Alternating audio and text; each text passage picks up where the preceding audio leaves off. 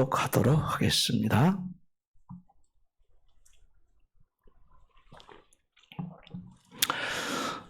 사도행전 8장 4절입니다. 그 흩어진 사람들이 두루 다니며 복음의 말씀을 전할세 빌립이 사마리아 성에 내려가 그리스도를 백성에게 전파하니 무리가 빌립의 말도 듣고 행하는 표적도 보고 한 마음으로 그가 하는 말을 따르려다 많은 사람에게 붙었던 더러운 귀신들이 크게 소리를 지르며 나가고 또 많은 중풍병자와 못 걷는 사람이 나으니 그 성에 큰 기쁨이 있더라. 아멘. 오늘 이 시간도 주님의 크신 은혜가 여러분과 함께하기를 주의 이름으로 축원합니다. 우리가 복음이 꼭 필요합니다. 말할 필요도 없이 우리의 구원을 위해서 필요하다는 말씀이 되겠습니다. 우리의 구원이라는 것은 단순히 우리가 이 세상 살다가 육신의 죽음이 다가오면은 이제 죽은 이후에 우리 영혼이 구원받기 위해서 구원이 필요하다는 것만은 아닙니다. 우리의 구원은 이 세상 복음을 받아들이는 순간부터 구원이 시작되는 것입니다. 그래서 구원받은 자로 살아가는 우리가 되어야 되기 때문에 복음이 필요하다.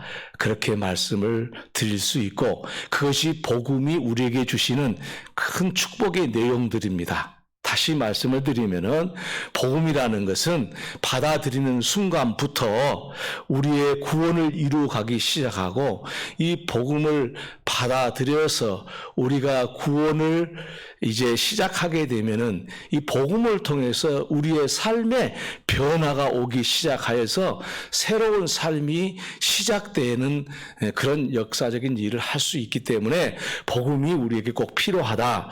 그런 말씀을 드리는 것입니다. 그래서 우리가 복음에 대해서 언제나 귀하게 생각할 수밖에 없는 이유가 바로 그런 이유입니다. 우리가 죽어가지고 천국 가는 데만 복음이 필요하다면은 뭐 죽음 앞에 놓고 그냥 복음 받아들이면 되잖아요. 근데 복음은 그것이 아니고요. 복음을 받아들이는 순간부터 구원이 시작되고 새로운 세계가 열리고 하나님과 함께 살아가고 우리의 삶에 새로운 변화가 일어나고 우리의 삶에서 놀라운 일들이 기적과 같은 일들이 우리에게 체험되어지고 또 우리의 삶의 모든 질이 변하는 거예요. 새로워지는 거예요. 향상되는 거예요. 그래서 복음이 필요한 겁니다. 오늘 저와 여러분이 이 복음의 은혜를 받은 것 감사하고 우리의 삶 가운데 이 복음의 역사를 지속적으로 이루어갈 수 있는 그런 믿음 가운데 살아가기를 바랍니다. 오늘 본문의 내용은 그러한 사항을 우리들에게 잘 전달해 주고 있습니다. 본문의 내용은 복음이 사마리아 성에 증거되어짐으로써 사마리아 성에 일어난 일들을 이야기하고 있습니다. 복음이 증거되었더니 어떤 일이 일어났는가? 그것은 사마리아 성의 이야기지만은 사실은 오늘을 살아가는 저와 여러분의 이 삶의 현장에서도 그런 일이 일어난다는 사실을 말씀하고 있고 그런 일이 또 일어나야 된다는 것을 이렇게 우리에게 말씀하고 있는 것입니다. 자, 그렇다면은 복음이 사마리아 성에 이렇게 증거가 되었을 때 어떤 일이 일어났는가라는 말씀을 드리기 전에 이 사마리아 성에 복음이 증거되는 이런 역사는 무슨 의미를 가지고 있고 그래서 사마리아 성에 복음으로 인해서 이런 일이 일어났는데 이것이 얼마나 의미가 있는 일인가를 알게 되는 그런 말씀이 되겠습니다. 사마리아 성이란 말은 도대체 어떤 의미를 가지고 있겠는가라는 것입니다. 여러분, 이 사마리아 성은 이스라엘 나라의 역사에서 굉장히 중요한 그 성입니다.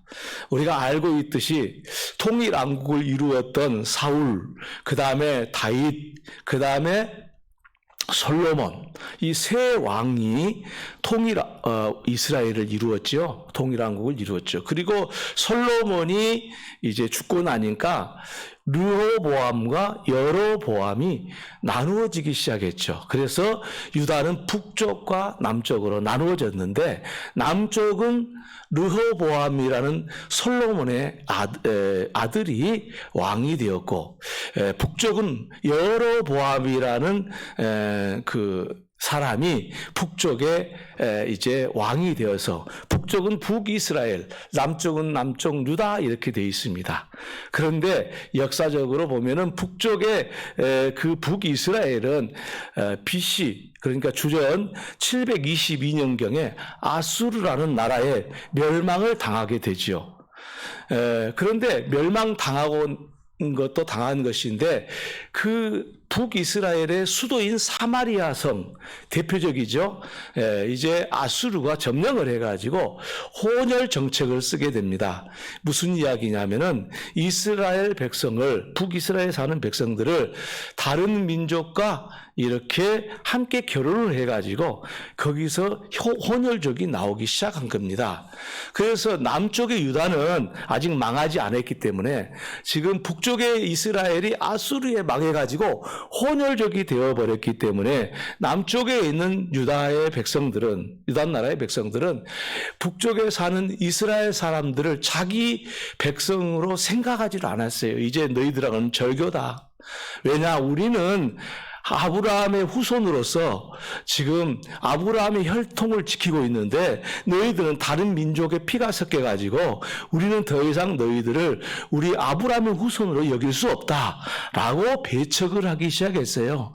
그래서 북이스라엘과 남쪽 유다가 르호보암, 여로보암으로 시작돼서 전쟁도 많이 하기도 했는데, 그런 것이 문제가 아니라 이제 아수르에게 망한 이후에 사마리아 성이 혼혈족이 되어버렸기 때문에 그들을 이방 사람 취급을 하게 되었다는 사실이죠. 그래서 722년에 북이스라엘이 망하고 남쪽 유다는 BC, 그러니까 주전 586년에 이제 바벨론이라는 나라에 망하게 되죠. 그럼 140년 후에 이제 유다 나라가 망하게 되었는데, 유다 나라의 그 수도는 바로 예루살렘입니다. 이 예루살렘이 뭡니까? 우리 예수님께서 거기서 사역하셨던 것이고, 예루살렘에가 이 이스라엘 백성들이 하나님 앞에 제사하는 성전이 있는 곳이잖아요. 그러니까 이 예루살렘을 중심으로 한 유다 나라는 북쪽의 사마리아를 수도로 하는 북쪽 이스라엘 백성하고 아주 갈라졌어요.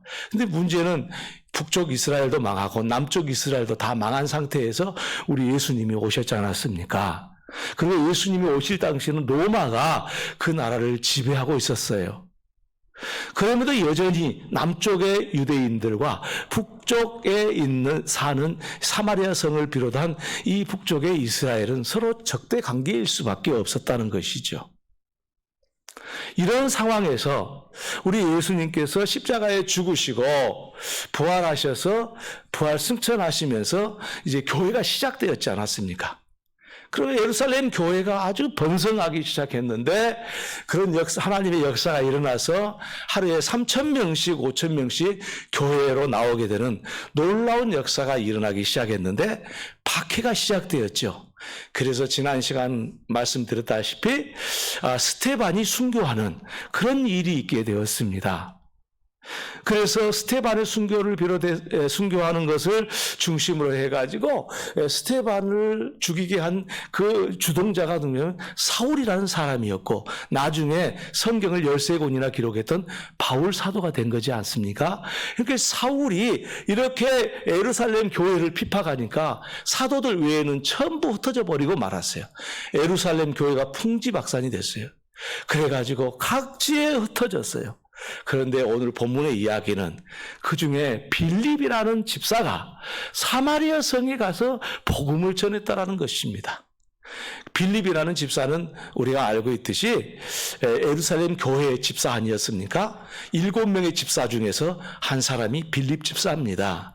이 빌립 집사가 사마리아로 갔다는 자체가 아주 의미 있는 일이에요. 왜냐하면은 사마리아에 사는 사람들은 유대인으로서는 사람 취급도 하지 않는 그런 지역이었기 때문에 그렇죠. 그런데 빌립이 이미 예루살렘 교회의 부흥의 역사, 하나님의 역사, 복음을 받아들이고 나니까 우리 예수님이 말씀하셨잖아요. 몇 날이 못 돼요. 너희가 성령으로 세례를 받고 나면은 예루살렘과 온 유대와 사마리아와 땅 끝까지 이르는 내 증인이 되리라. 그렇게 말씀하셨지 않았어요? 그러면은 예루살렘, 그러면 성전이 있는 곳이잖아요. 그 다음에 뭐예요? 유대. 그는 지금 유대 나라, 남쪽의 나라를 이야기하는 거예요. 그 다음에 사마리아는 뭐예요? 북쪽에 있는 사마리아. 그리고 온 세상에 이렇게 예수님이 말씀하셨듯이 이 빌립이 사마리아로 갔다는 것은 주님께서 승천하시면서 말씀하셨던 그 놀라운 일들을 빌립이 마음속에 딱 담고 있었다는 거예요. 그래서 빌립이 사마리아 성에 들어가서 복음을 전했다는 것이죠. 여러분, 이것은 아주 획기적인 일이에요. 왜냐하면 지금까지 사람 취급도 하지 않았던 사마리아 성에 가서 주님의 복음을 전했던 이 빌립 한 사람만 봐도 예루살렘 교회가 진짜 어떤 복음을 가지고 있었는지를 그대로 드러내기 때문에 그래요. 예수님께서 부활 승천하심으로 시작된 이 땅의 예루살렘의 교회가 정말 복음이 뭔지 정확하게 우리가 오늘 알고 있는 이 복음과 전혀 다름이 없는 복음을 예루살렘 교회가 받았다는 것이고, 그리고 그 예루살렘 교회의 집사 중에 한 사람이었던 빌립이 사마리아로 갔다는 것은 그거를 증거하는 거예요. 그 대단한 중요한 의미는 뭐냐면은 사마리아 성에 복음이 증거되었다는 것은 유대인과 북이스라엘, 곧 사마리아인들이 하나 됐다라는 거예요. 벌써 빌립은 적대 관계에 있는, 그리고 역사적이고 또 어떤 그 정서적으로 그 반대의 감정을 가지고 있는, 반한 감정을 가지고 있는 사마리아에 가서 복음을 전했다. 그 복음을 전한 결과로 어떤 일이 일어났습니까? 이제는 이 복음으로 인해서 말이죠, 북쪽의 이스라엘과 남쪽의 유다, 이 나라가요 하나가 됐습니다. 그래서 오늘날 이스라엘 12지파로 다시 모이기 시작한 거예요. 놀라운 일 아니에요? 여러분, 만약에 빌립이 사마리아 성에 가지 않고 너희들은 혼혈족이 되었어, 그래서 너희들은 이방인들보다 못해 라고 계속 이렇게 복음이 빌립에게 들어가지 않았으면 그런 생각을 가졌을 텐데, 복음이 들어가니까요 모든 사람들에게 복음이 증거돼야 된다는 것을 확신했잖아요. 그러니까 이 복음을 사마리아 성에 증거했다는 것은 이스라엘 민족을 12지파로 이제 다시 모이게 만드는 거였어요. 왜냐하면요, 북쪽의 이 북이스라엘은요, 여로보암이 초대 왕이었잖아요. 12지파 중에 10지파가 북이스라엘 지파예요. 그리고 남쪽 유다 지파는 2지파밖에 없어요. 유다 지파와 베냐민 지파밖에 없어요. 2지파밖에 없어요. 그러니까 12지파가 함께 모이도록 하나 되도록 오늘 이제 우리가 살고 있는 이 시대에 이스라엘 12지파가 다시 모이게 되는 결정적인 계기가 뭐냐면은 빌립이 사마리아 성 가서 복음을 전하게 된 거예요. 얼마나 큰 일인지 몰라요. 이것처럼요, 복음이 증거되는 데는 이런 변화가 시작이 된 거예요. 너와 나의 적대감이 있는 그곳에 복음이 증거되면은 이 적대감이 다 사라지게 되는 것이 복음의 능력이다라는 거예요. 복음이 들어가면요, 가정도 주님의 평화가 임해서 하나가 되고, 가문도 하나가 되고, 지역도 하나가 되고, 나라와 나라 사이에 하나의 가그 역할을 할 수 있는 것이 복음밖에는 없어요. 많은 사람들이 그런 생각을 해요. 복음을 전하면은 싸우더라. 왜냐하면 믿지 않는 사람과 믿는 사람이 싸우더라. 물론 그런 과정은 있겠어요. 그러나 복음이 증거되면은 결국은 모든 나라가, 모든 민족이, 모든 이웃들이 하나 되기 위해서 복음이 증거되는 것이기 때문에 그런 결과를 가져오고 말 거예요. 이런 과정을 우리가 이겨내야 돼요. 주님이 오실 때까지 말이죠. 만약에 반대로 생각을 해가지고 이 복음이 없다고 한다면은 이웃과 가정과 우리 모든 나라와 나라들이 하나 되는 길은 찾을 수가 없어요. 어떤 방법도 있을 수가 없는 거예요. 그러나 복음이 모든 나라와 민족을 하나 되게 만들고요. 여러분, 우리가 알고 있다시피 우리나라의 선교사가 2만 명 가까이 나가 있잖아요. 어디로? 세계 모든 곳에 흩어져서. 왜 나갔습니까? 복음을 들고 나갔습니다. 그런 복음을 들고 나간 선교사들을 통해서 어떤 일이 일어났습니까? 나라와 나라가 연결이 되는 겁니다. 사실 우리 민족이, 우리 대한민국이 부하게 살게 되는 이유가 여러 가지가 있지만은 선교사의 역할이 굉장히 큽니다. 왜 그러냐면요, 이 선교사들은요, 수교도 하지 않는 나라에 복음을 들고 갑니다. 그래서 서로 적대 관계에 있는 그런 나라라 할지라도 복음을 들고 가요. 중국을 우리나라 사람들이 복음을 들고 난 선교사들이 나갔어요. 북한을 선교하기 위해서 북한하고 중국의 국경 경계선에서 북한의 복음을 전하고 있어요. 이게 뭐예요? 북한하고 우리하고는 지금 이게 적대 관계에 있잖아요. 그런가 불구하고 복음을 전하는 이런 선교사들에 의해서 나라는 또 복음으로 통일되어져 가는 거예요. 이 역할들을 하는 거예요. 그래서 당초에 우리나라가 조그만 나라였는데, 대한민국 조그만 나라잖아요. 한반도에 그것도 절반, 그 남한이 얼마나 작아요. 예? 우리 남한보다 큰 영토를 가진 나라가 얼마나 많습니까? 그런데 이 조그만 영토를 가진 남한이 알지도 못하는 아프리카 또 아메리카 모든 대륙에 복음을 들고 선교사들이 먼저 갔기 때문에 수출을 하게 되는 거예요. 수출을. 그런 사람들이 발판이 돼가지고 우리나라에서 만든 물건이 그런데 수출하는 거예요. 그 다음에 선교사들이 먼저 가가지고 우리나라가 수교하지도 않는 나라에 국왕들도 지도자도 만날 수 있고 문화를 만들어 가요. 그것이 역할이 돼서 그 연결이 발전되면은 이제 그때야 나중에 나라와 나라가 수교를 하고 또 무역도 하고 이런 역할을 해내는 거 아니겠습니까? 여러분, 여러분이 우리 쉽게 말하면 우리나라 역사에서도 그런 게 드러나요. 복음을 미국 사람들이, 미국 북장로교회 그 교단의 그 선교사가 우리나라에 복음을 전하러 왔어요. 그래서 우리가 북장로교회 복음 선교사들을 위해서 지금 우리 교단이 형성이 됐지 않았어요? 근데 처음에 우리나라에 그 사람들이 왔을 때, 그 선교사들이 언도도 왔을 때 어땠어요? 언도도 왔을 때는요, 우리나라하고 미국하고는 싸워요. 그래가지고, 제너럴 사면호라고 그런 역사적인 그 역사적 사건도 있잖아요. 미국 선교사들이 왔을 때 거기서 대동강변에서 죽기 토마스라는 그 목사님은 거기서 대동강변에서 순교하셨잖아요.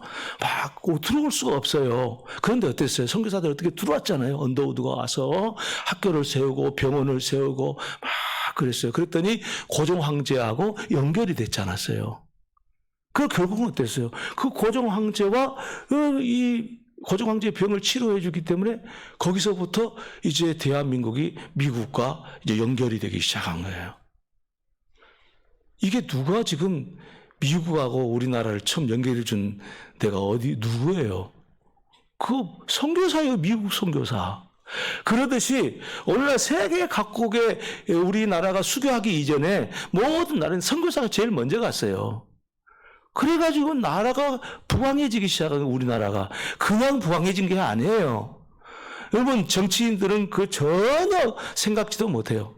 역사적으로는 전부 다 나라 수교하는 역사를 보면 전부 선교사들이 끼어 있어요. 먼저 가서 알거든요.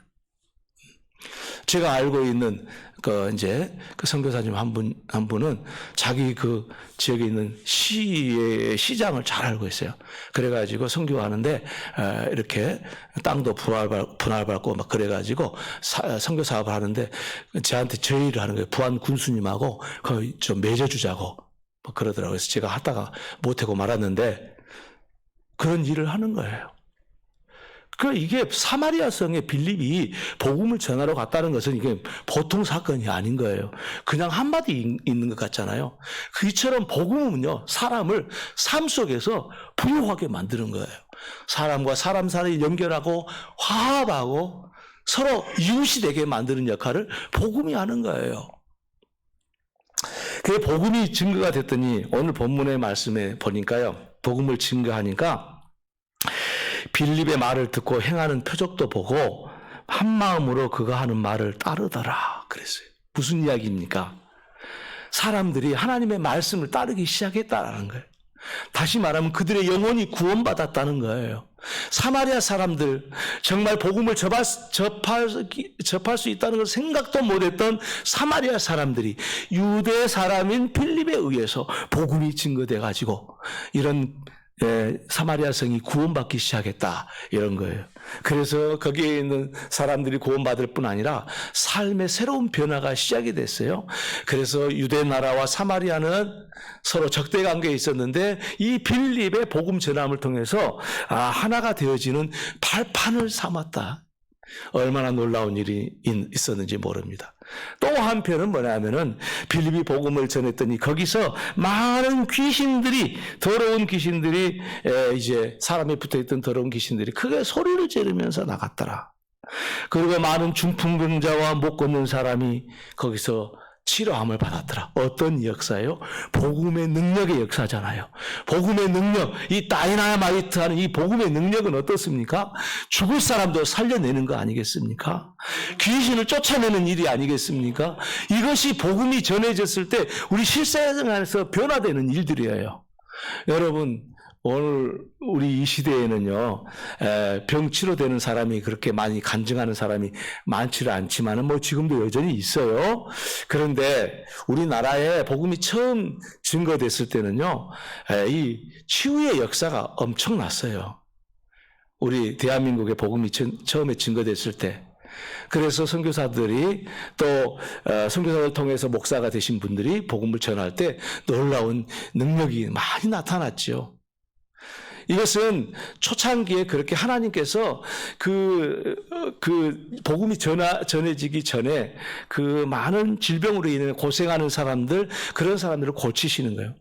근데 여러분 생각해 보시면은, 그 이후에 우리 문명이 발달해가지고 미국의 문물을 이렇게 받아들여서 우리의 의술이 발전했잖아요. 그러니까, 하나님의 역사는 이러한 손을 얹었더니 곧바로 병이 떠났다, 귀신이 쫓아다. 이것도 좋지만 하나님께서 그 과학의 힘, 하나님이 세상을 만드셨을 때 그 세상을 만드는 모든 원리들, 창조의 원리들을 하나님께서 사람들에게 지성을 통해서 공급해 주심으로 의술이 발달한 거예요. 그래가지고 병원이 많이 생기고요. 의사들이 많이 배출이 해가지고 오늘 우리가요, 안수 받고 기도하는 것도 그래 병을 치료돼 받을 수 있지만은 이 의사와 또 약물을 통해서 우리가 치료함을 받고 그런 역사를 이룬 것은 뭐냐면은 우리가 복음을 받아들이지 않았더라면 우리나라는 의료에 있어서 후진국이었을 거예요. 그렇지 않았겠어요? 다른 방법으로도 의술을 받아들일 수 있었겠지만, 선교사들을 통해서 제일 처음에 제중원이라는 병원이 있어요. 지금의 세브란스 있죠? 세브란스 병원. 그게 제중원인데 선교사가 세운 거예요. 우리나라의 최초 병원이 세브란스예요. 거기서부터 다 의사들이 배출돼가지고 서울대 병원도 생기고 고려대 병원도 생기고 그런 다음에 생기는 거예요. 이게 놀라운 일이잖아요. 그런데 오늘 우리가 보면서 그런 것을 전혀 생각하지 못해요. 이야, 하나님께서 복음을 전해줬더니 어떤 일이 우리나라에 일어난지 생각지도 않고 그냥 그런가 보다 그렇게 지내는 사람이 많아요. 예수 믿는 사람마저도 그것을 생각하지 못하는 경우가 많아요. 그런데 생각해 보세요. 우리나라 역사를 봐보세요. 이 의료의 역사가 말이죠. 그냥 우리에게 그냥 온 거냐고요. 복음을 통해서 온 거예요. 여러분 최초의 학교가 오면 배지학당이에요. 서양 학문을 가르치던 배지학당. 그거 뭐예요? 아펜슬레라는 선교사가 감리교 선교사인데 아펜슬레가 세운 게 배지학당이에요. 배지의 대학교라고 있어요. 거기서부터 다 이화 여대도 시작이 되고 거기서부터 전부 다 시작이 되는 연세대학교 다 이제 교단에서도 운영하고 있지 않았습니까? 교회에서 운영하는 그 대학교들이에요. 그거 다 그렇게 시작해서 다른 대학교가 생긴 거예요. 서울대학교도 생기고 그 다음에 생긴 거예요. 얼마나 많은 변화를 가져왔냐고요. 이 빌립이 사마리아 성에 복음을 전함으로써요, 이 이방의 땅, 어둠의 땅이 밝아졌죠. 그래서 귀신이 쫓아나가고, 그러면 병든 자가 치료함 받았지 않았습니까? 복음은 이런 역사를 일으켜요. 우리를 죽으면 천국 가게 하는 역할도 하지만 우리의 삶의 모든 삶의 변화를 가져오는 게 복음이에요. 그러므로 우리가 복음을 받아들이면 각 개인의 놀라운 변화뿐만 아니라 가정도 변화가 일어나기 시작하는 거예요. 가정이 주의 사랑으로 정말 풍성해지고요. 가정에 복음이 들어가면 아주 거기서 하나님의 축복을 받아서 큰 인물들이 나오고요. 그러게 돼 있어요. 네.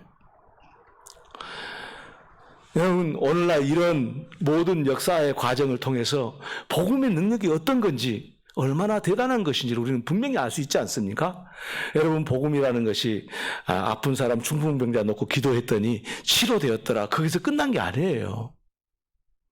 복음은 그런 정도의 수준이 아니에요. 중풍병자가 치료되었더라, 그런 게 아니라 중풍병자를 고치는 의술도 발전할 정도로 그런 긴 끊어짐이 없는 역사가 계속되는 거예요. 그래서 오늘날은요, 하나님께서 병원을 많이 세울 수 있도록 그렇게 하셔가지고요, 우리나라가 이렇게 좋은 나라가 된 겁니다. 여러분, 의술적으로는 세계에 뒤지지 않습니다, 우리나라가. 요즘에 코로나 바이러스 와가지고 세계민들이 놀란 게 뭐예요? 야, 한국이 말이지, 어떻게 저렇게 모범적인 그런 나라를, 코로나 바이러스 대처할 수 있냐? 대단한 나라다. 아무리 큰 국력을 갖고 강한 군대를 가졌더라도 우리만큼 대처 잘한 데 없죠. 물론 공산주의는요, 아주 코로나 바이러스를 잡기 위해서요, 사람 생명을 아무것도 아닌 것처럼 죽여버리잖아요. 우리는 그렇게 않잖아요. 생명을 존중하잖아요. 그러면서 살려내잖아요. 공산주의들은요, 참 코로나 바이러스 잡기 쉬워요. 왜냐하면 공산주의 국가들은 자기들 권력으로 코로나 바이러스를 잡아야 되겠다면 사람이 몇 사람 죽든지 상관없이 거기 다 폐쇄시켜버려요. 그 도시를. 우한처럼 폐쇄시키고 거기서 누가 죽었는지 살았는지도 몰라요. 전혀 명단도 뭣도 아무것도 없는 거예요. 그렇게 해서 사람을 개취급하는 거예요. 우리나라는 안 그러잖아요. 그러면서 잡아내잖아요. 뭐예요? 우술이에요. 그래서 우리나라를 자꾸 배우잖아요, 세계민들이. 이거 뭐 때문에 이렇게 된 거예요? 복음이 들어와서 그렇게 된 거예요. 생각해 보세요. 무슨 대통령이 만들었습니까? 우리나라 대통령이 이렇게 만들었습니까? 복음이 밑바닥에서 역사했기 때문에 나라가 발전하고 역사가 일어나는 거예요. 오늘 저와 여러분은요, 다른 사람한테 복음을 전하는 일이 어떤 일인지를 오늘 이 본문의 말씀을 통해서 충분히 알 수가 있어요. 왜냐? 이 복음의 역사 사마리아에 전해졌더니 사마리아 성이 큰 기쁨이 있었다라고 오늘 본문이 말하고 있는 것처럼 저와 여러분이 어떤 한 사람에게 복음을 전함으로써 그 사람 한 사람이 아니라 그 가정을 변화시키고 그가 속해 있는 모든 지역을 변화시키기 때문에 놀라운 일들을 하는 거예요. 이 복음을 증거한다는 것처럼 정말 위대한 일은 없는 거예요. 여러분, 복음 전하는 거요, 어린아이들한테 전할 수도 있고요, 복음 전하는 건 나의 친한 친구한테 전할 수도 있고요, 모르는 사람한테 전할 수 있어요. 그러나 어떤 방법으로 전하든지 간에 그 복음이 그 사람에게 들어갔다는 것은 저와 여러분은 위대한 일을 하는 사람들이에요. 지금 눈에 나타나는 거 별거 아니잖아요. 사마리아 성에 빌립이 가서 복음을 전했는데 별것 아니었잖아요. 그런데 놀라운 일들이 일어나기 시작해서 사마리아 성이 완전한 변화를 일으켜서 오늘날의 이스라엘 지파가 12지파가 다시 모이게 되는 계기가 됐다면서요. 빌립이 그 당시에 이런 일이 일어나고 생각했겠어요? 물론 빌립이 귀신도 쫓아내고 중풍병자가 일어난 놀라운 일이 있어서 큰 일을 해냈기는 했습니다만은 그것만 빌립이 보았습니다만은 복음이라는 것은 그 정도 수준이 아니라는 거예요. 이 인류 역사를 변화시키는 것이 복음 아니겠습니까? 오늘 저와 여러분이 복음을 받은 자로서 복음을 전하는 빌립과 같은 사람이 될 수 있기를 바랍니다. 그럼 우리 삶에 놀라운 변화들이 일어나고 지금 눈에 보이는 것은 미미한 것 같지만 우리가 10년, 100년이 지난 다음에 우리가 복음 전하는 일이 어떤 역사로 바꾸어졌는지 놀라운 것들을 얻어내게 될 것입니다. 그러므로 저와 여러분이 빌립이 사마리아 가서 복음을 전했더라. 그래서 그 성에 큰 기쁨이 있었더라라는 단순한 표현이 아니라 그 속에 이와 같은 많은 것들을 숨겨져 있다는 사실을 우리가 꼭 기억할 수 있기를 바랍니다. 그러면 우리는 이 복음의 사명이 얼마나 큰 것인지를 알게 되고 이 복음 전하는 것이 얼마나 의미 있는 일이고 가치 있는 일인지를 알게 되리라고 믿습니다. 우리 열왕교회는 복음의 주역들이 되기를 바랍니다. 복음을 증거하는 전도자들로서 하나님 앞에 칭찬받기를 주님의 이름으로 축원합니다. 기도드리겠습니다. 아버지 하나님 감사합니다. 우리에게 주신 주님의 말씀 우리 마음에 깊이 새기게 하시고 빌립이 사마리아 성의 복음을 전했을 때 눈에 보이는 귀신이 쫓겨나고 중풍병자가 치료함 받는 많은 병자가 치료함 받는 놀라운 역사 그런 역사만 일어난 것이 아니라 보이지 않는 미래에 어떤 역사를 이루었는지까지 생각해 보니 복음을 전하는 것이 얼마나 큰 일이고 복된 일이고 하나님이 기뻐하실 일인지를 저희들이 이 말씀을 통해 꼭 마음에 간직하고 복음의 증거자들로 살아가게 하여 주옵소서. 예수님의 이름으로 기도 올려옵나이다. 아멘.